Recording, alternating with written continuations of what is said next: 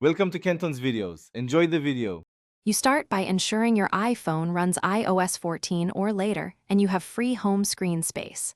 Open Shortcuts or a third-party widget app that supports video. This is where you assemble the widget. Choose a widget size, small, medium, or large, because size determines visible controls and playback behavior.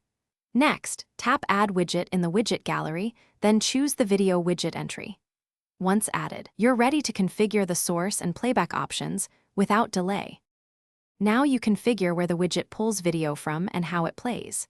Pick a source, photos, files, or a hosted URL because local files reduce buffering. Set playback, autoplay or manual tap, loop or single play, mute if needed, and choose a start time for previews. If using shortcuts, build an action sequence that opens and plays the file with your parameters, then tie that shortcut to the widget. Make sure permissions for photos or files are granted, so playback won't be blocked. Finish by testing the widget in place.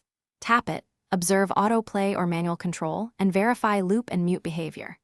If playback stutters, optimize the video to H.264 or H.265 and consider reducing resolution to 720p to lower CPU and battery use.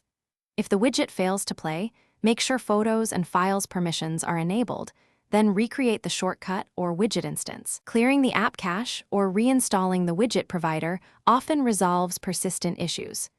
One key tip: re-grant permissions before more complex fixes. Thanks for watching. Consider subscribing if we helped you.